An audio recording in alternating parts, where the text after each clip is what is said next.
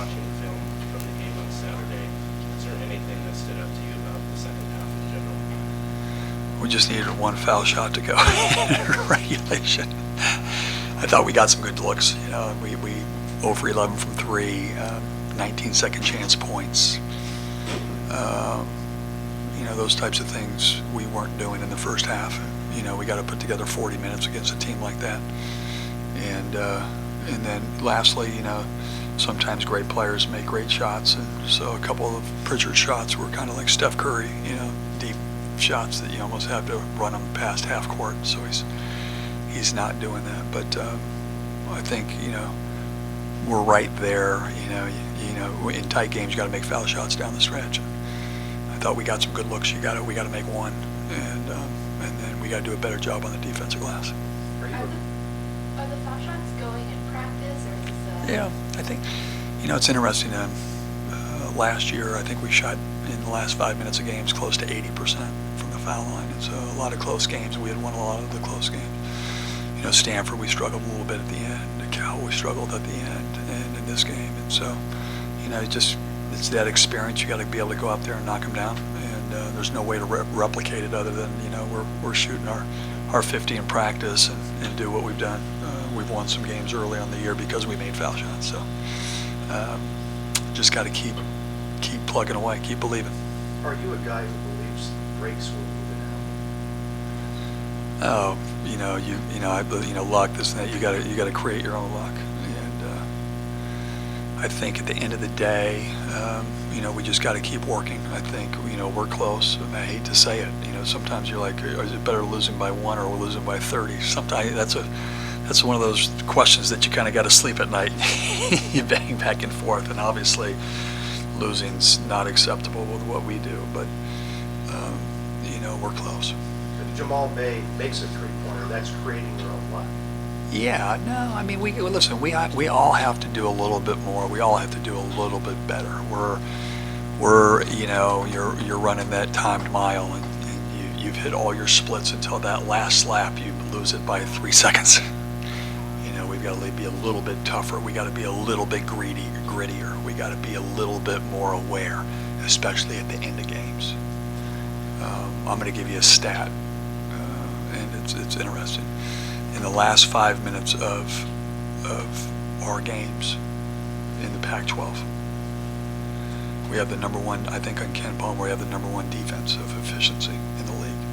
In the last 5 minutes of the games in our league, teams are shooting 72% from the 2-point line, and they're 8 for 11 from the 3-point line.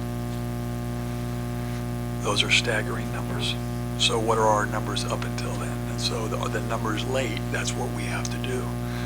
We have to pick it up. We have to be more aware, you know. And that's where, you know, when we're blocking shots and active through 30 minutes of the game, that last 5 minutes when the games are on the line, that's when it needs to do what? That's when it needs to be elevated, you know. And that goes back to the experience. I remember Oregon State, our first year, we're up 13 with 7 minutes to go. We've got the best defensive player on planet Earth named Matisse Thybulle. And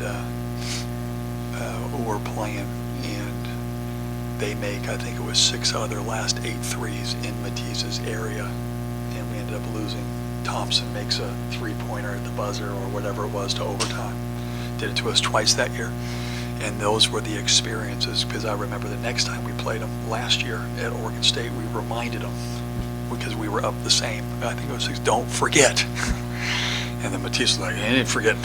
You know, now Spider-Man goes a little bit, you know, his senses become a little bit more, his spider senses. But that goes back to the learning and understanding. Like, this isn't going to do anything to a guy like Peyton Pritchard next time, if we get another next time.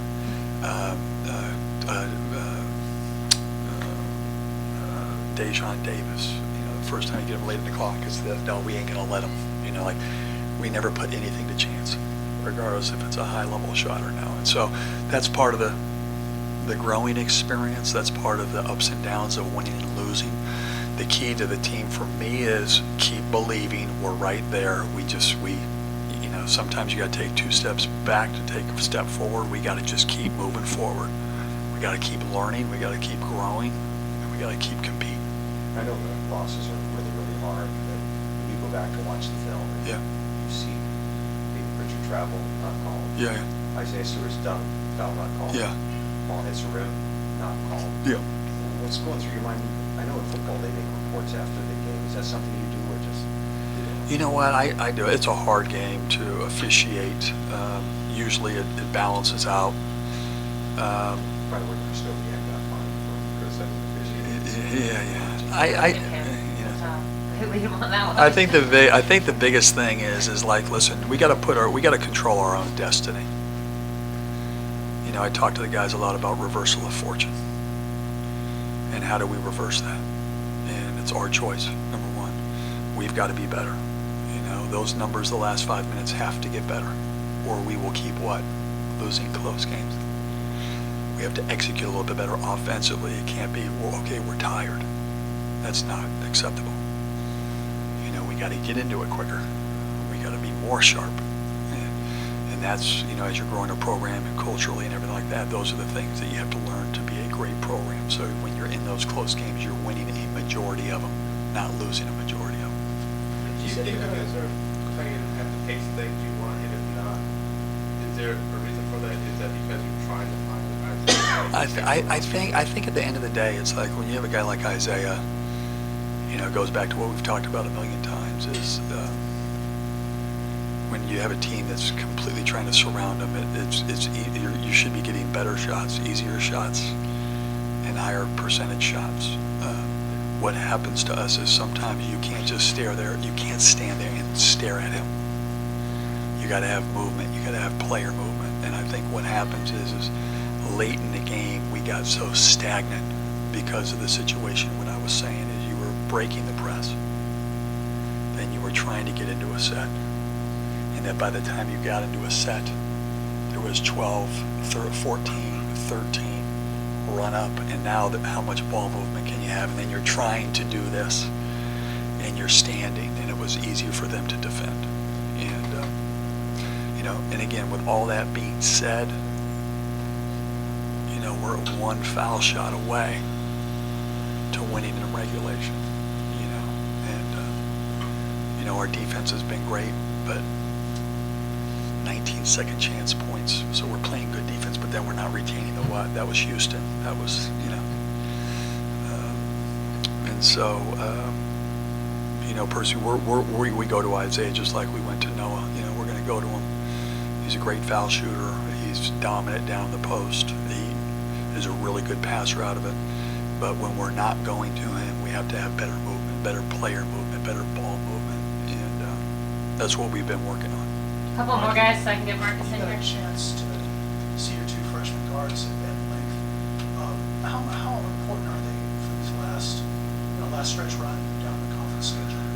Now that you've Well, seen they're them play? huge. You know, like watching Raekwon play, he's got an energy to him that's pretty infectious. I think every shot he makes, even though he was whatever he was in the Oregon game, I think every shot he's shooting is going in. And I think everybody in the building, everybody on the team thinks it's going in too. And he's been really playing good defense. That's the thing that I've been most proud about him, because without that experience and then coming in and rebounding and playing like that, that's big. And then Marcus, his size, he's got really good instincts. He's a basketball player. Like, he knows angles. He's just got a lot of good natural feel. Knows how to get a shot at the end of a shot clock if he has to. Pretty cerebral in that regard, but still young, you know, still. So they're critical to. I think the Marcus thing for me was figuring out the turnover battle. I think his pace calms everybody down.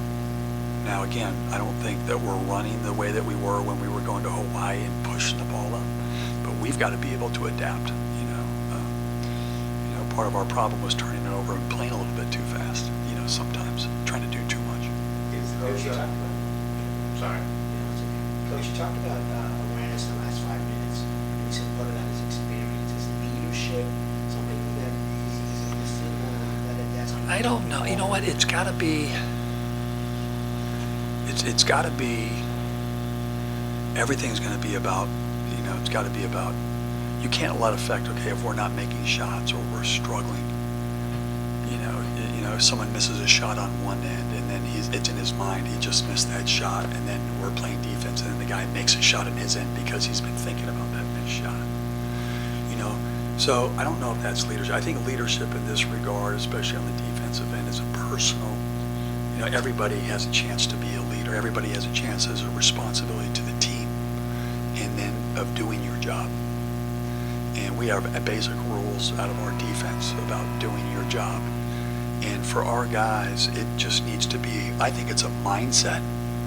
Do you know what I mean? I don't necessarily, it's Isaiah saying, come on, Lauren, get out there. It's everybody, come on here, man. We got to get this stop. We're up 2. There's 34 seconds left. We got to get this stop. And then we got to finish with a rebound. You know what I mean? It's collective. And do your job. Don't worry about the next play. We got to make this play, And so that's more so, what we're preaching on a day-to-day basis is do your job. Last one. Jaden 100%. No, Jaden, I got to give Jaden a lot of credit too. Jaden probably, I didn't play him against Oregon State. And he's such a tough kid, and he wanted to play, and I gave him the option. And he wasn't 100%, and so anyway, getting him healthier will help us. Just coach him.